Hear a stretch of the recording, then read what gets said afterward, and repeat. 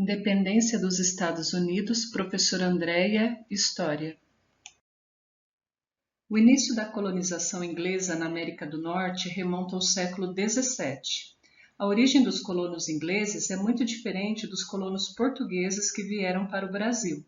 Enquanto que para o Brasil vinham muitos nobres, ainda que falidos ou criminosos, os ingleses que foram povoar as 13 colônias da Inglaterra na América do Norte eram geralmente pessoas pobres e desempregadas, opositores políticos do governo ou seguidores de religiões proibidas na Inglaterra, que era anglicana.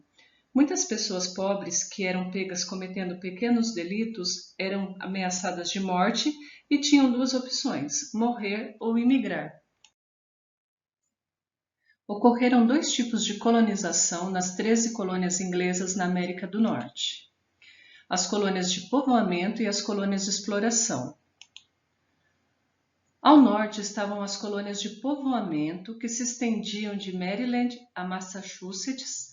Essas colônias tinham mão de obra livre, economia baseada no comércio e pequenas propriedades e produção para o consumo interno. Então, frisando, a mão de obra era livre. Ao sul estavam as colônias de exploração, que se estendiam da Virgínia até a Geórgia. Essas colônias eram baseadas no latifúndio, então grandes propriedades rurais, mão de obra escrava, produção para exportação para a metrópole, que era a Inglaterra, e monocultura, principalmente de algodão. As colônias de exploração têm as mesmas características da economia colonial brasileira.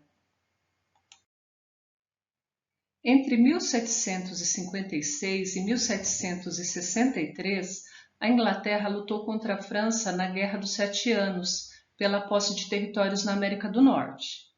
Embora tenha saído vitoriosa, a Inglaterra teve muitos prejuízos e decidiu criar e aumentar os impostos sobre suas colônias na América do Norte, para recuperar o seu caixa.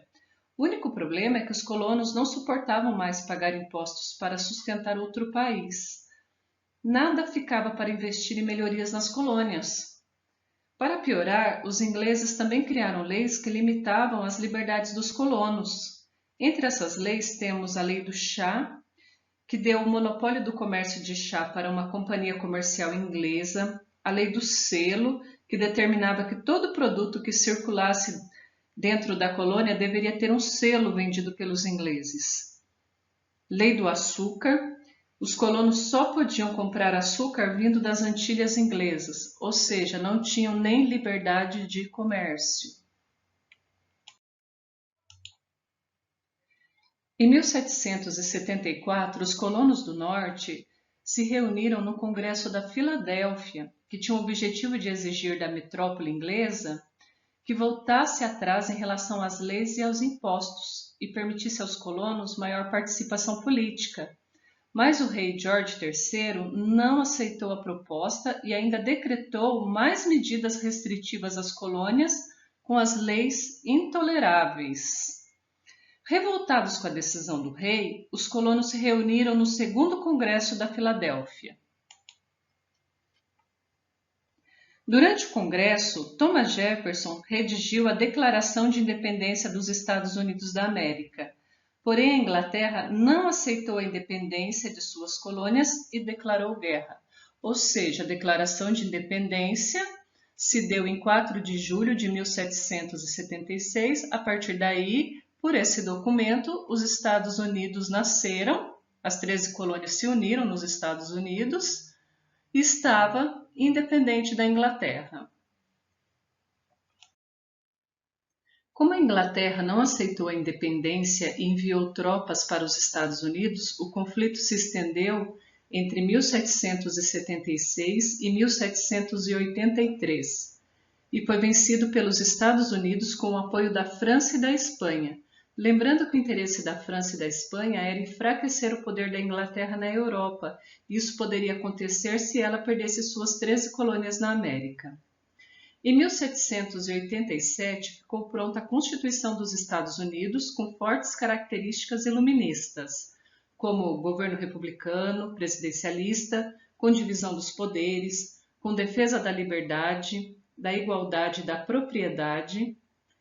Em 1789, George Washington se torna o primeiro presidente dos Estados Unidos.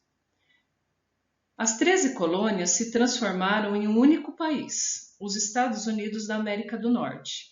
Mas não havia intenção do novo governo em dar participação a certos grupos que ficaram de fora das benesses da independência. Refiro-me aos escravos de origem africana, aos povos indígenas, às mulheres e aos homens pobres.